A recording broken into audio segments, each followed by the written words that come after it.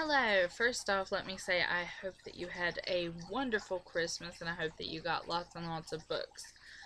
So, I got a couple books for Christmas and I've already finished them, so I'm going to review them.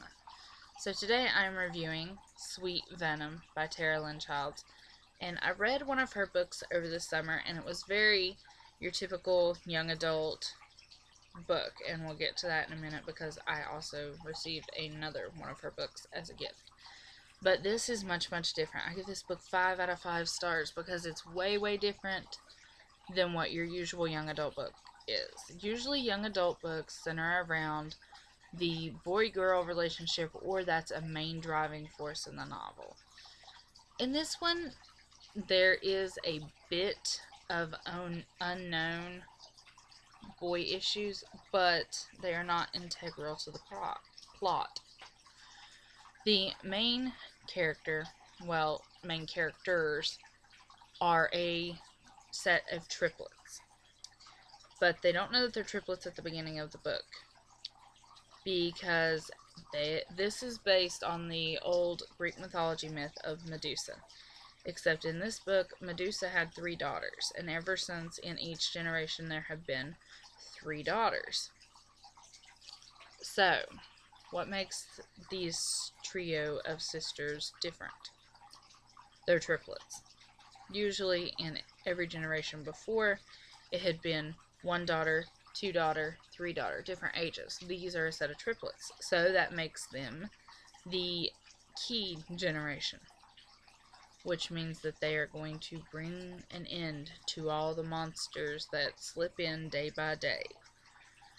So, we have Gretchen, which is the first character that you meet, and she is a butt-kicking woman. She is just a strong female figure. She almost reminds me of Katniss from the Hunger Games, because she's out there and she was bred to kill monsters, and that's what she does. She has super strength, and she uses it to kick monsters' butts.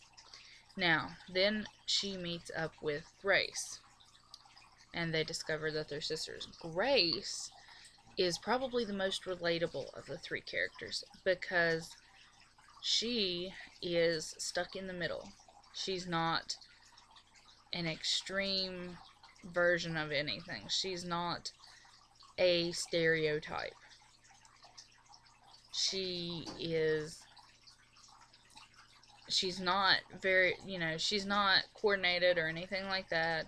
So, unlike Gretchen, the reason that she does what she does is because she wants to know her sister, and she wants to do what's morally right by killing monsters to protect humanity. So, she's also really, really smart. And she discovers that they are supposed to have another sister because there's always 3. So she was like, well, we have to be triplets. That would only make sense.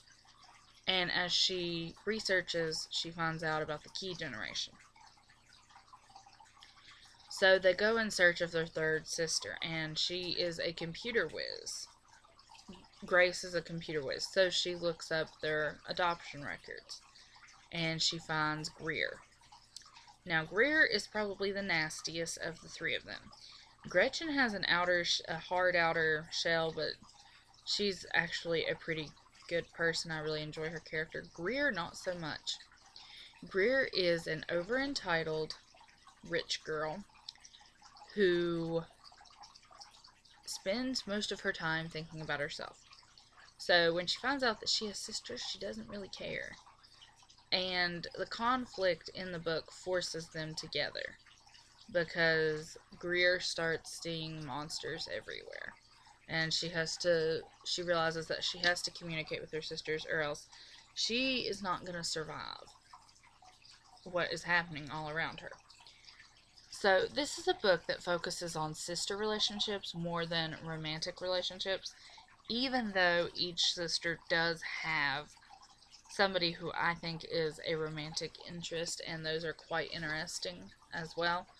But the main focus of this is their sisterhood. And this book also leaves you at a huge cliffhanger at the end. So I am quite excited to see what happens next. Because this book really, I mean, I have to get the next one really, really soon. Because it just made me want to read more. So, like, comment, and subscribe. Tell me if you've read the Sweet Venom series. If you haven't, you need to pick it up because the three personalities of those sisters are just wow. And it's written from each one's point of view, and it's really great how it just flows together and everything. It's just fabulous. 5 out of 5 stars.